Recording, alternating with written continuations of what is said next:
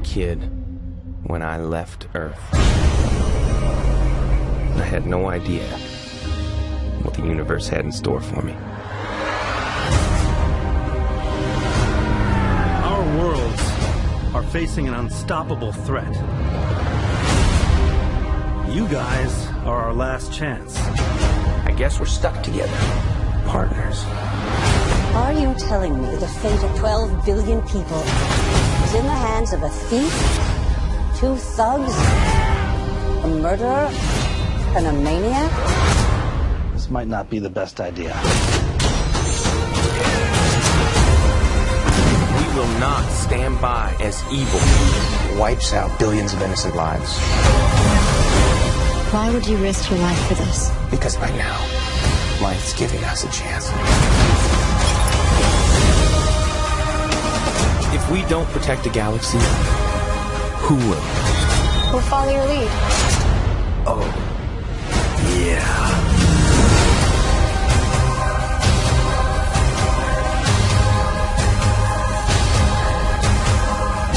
This is gonna hurt.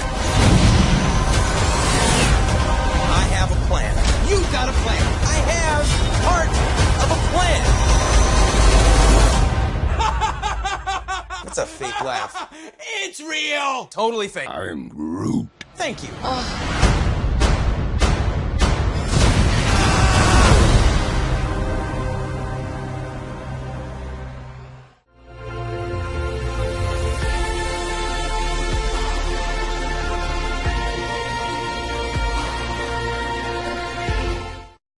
Before their hit movie came out in 2014, Marvel's Guardians of the Galaxy were obscure comic characters known only to hardcore fans. Now, Groot, Drax, and Rocket Raccoon are household names. But what many fans may not know is that some of the characters underwent drastic changes in their transition to the big screen. So hold on to your robot legs, because here's what the Guardians of the Galaxy are really like. Here you go. Oh, I was just kidding about the leg. I just need these 2 things. What? No, I thought it'd be funny. Was it funny? The team. The movie depicts the meeting and initial team-up of the Guardians of the Galaxy. Star-Lord, Rocket Raccoon, Groot, Gamora, and Drax the Destroyer. But when the original Guardians of the Galaxy team debuted in an issue of Marvel Superheroes in 1969, none of those characters were present. Instead, the Guardians consisted of guys named Vance Astro, Martinex, Charlie 27, and Yondu, the only one who made it into the first movie, and not even as a member of the team.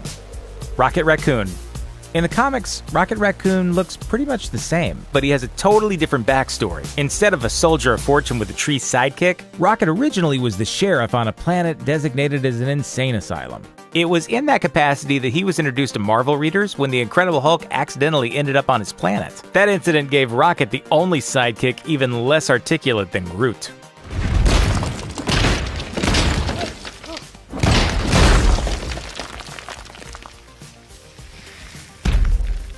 Puny God. Groot. In a movie full of memorable lines, Groot has perhaps the most memorable. I am Groot. So what? It's pretty much all he can say. But in his earliest comics appearances, Groot spoke often, and with much foreboding. In Tales to Astonish number 13, he visited Earth to warn humanity that it's doomed, declaring himself the ruler of Planet X and turning a forest into his own army. Nearly 50 years later, Groot was reintroduced in a way that was much closer to the lovable giant you see on screen. Emphasis on the giant. In comics, he's often closer to 25 feet tall.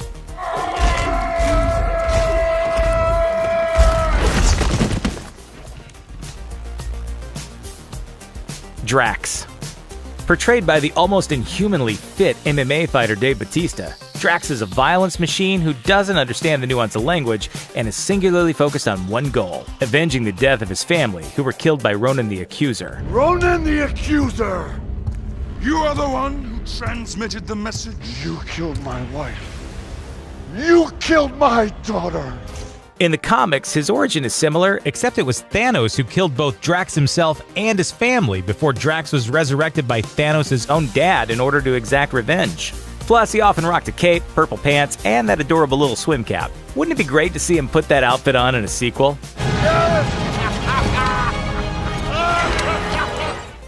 Yondu. In the comics, Yondu was a noble alien archer who came from the future in an alternate timeline. In the movies, he's still got the arrow, But now he's ditched the fantasy threads and gone for a decidedly more utilitarian look.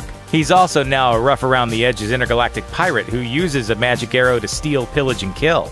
If you think that makes him sound like a blue, kinda evil Hawkeye, you're not entirely wrong.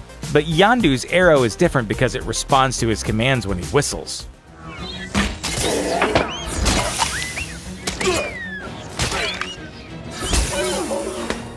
Which is, pretty cool. Peter Quill. The movie version of Peter Quill is equal parts thief, pirate, and salvager, all of which is a far cry from his original style in the comics. A square-jawed, law-abiding space cop with a skin-tight unitard. Though now the de facto leader of the Guardians, he didn't appear in the comics until 1976, 7 years after the Guardians of the Galaxy debuted. But as in the movie, he once did serve time in the prison known as the Kiln. Although in the comics, he was locked up alongside none other than Thanos. I found something inside of myself. Something incredibly heroic. Gamora. Rescued by Thanos after aliens killed her entire race, and trained to become the ultimate assassin.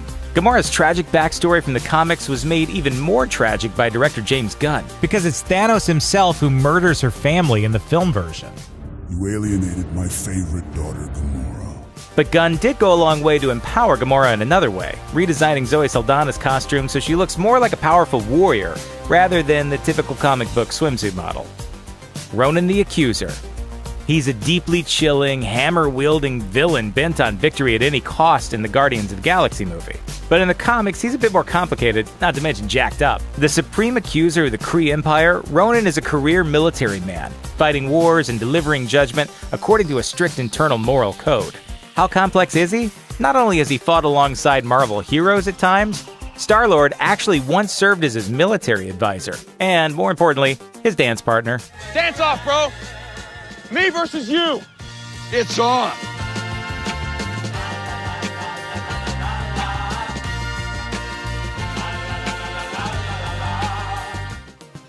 Nebula. Karen Gillan, the actress cast to play Nebula, actually bears a bit of a resemblance to the Nebula of the comics, minus the blue skin, of course. That's why it's a little weird that the filmmakers made her bald to play the role. There are other differences too. In the movie, Nebula is a loyal servant of Ronan the Accuser, but in the comics, she's fought alongside Gamora and against both Ronan and Thanos. Plus, she doesn't share Professor X's hairline, so there's that. Korath. In both the comics and the movie, Korath is gruff, intense, and focused on the task at hand: war, combat, and destruction. As a sidekick in the movie, though, we don't really get to see much more of him, including the fact that in the comics he's actually a brilliant scientist. Instead, we mostly have to judge him by his cool fashion makeover. Gone are the goofy hat and blue skin of his comic book look, in favor of Jaimon Unsu in futuristic barrettes and spooky contact lenses. The Collector. Benicio del Toro makes brief appearances in Thor: The Dark World and Guardians of the Galaxy as the mysterious Collector. While the scenes are played mostly for comedy, they also set up Marvel's franchise-wide Infinity Stones plotline. See, there's a reason he's collecting everything cool in the universe, to protect them from Thanos.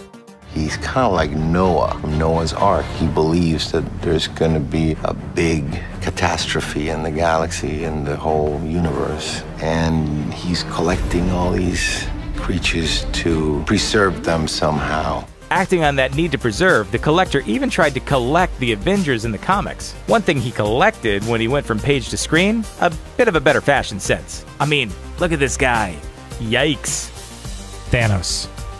Thanos pretty much looks exactly the same in the movies as he did in the comics, which is like a sinister wad of grape bubble yum with teeth. In Guardians of the Galaxy, Gamora's desire to stop her adopted father is a major reason why the team is looking to protect and retrieve the Infinity Stone. But while he's still a genocidal nihilist in the comics, he's also a better dad. Even giving Gamora nice Christmases when she was a little kid with the tree, presents, the whole shebang. He may be trying to destroy all life in the universe, but at least he's into hands-on parenting. Fine. I'll do it myself. That's the spirit. You will do it yourself. It's tough being a single dad, you guys. Thanks for watching. Subscribe to our YouTube channel to watch more videos like the one you just saw. And leave us a comment to let us know what you think of the changes Marvel made to the Guardians of the Galaxy.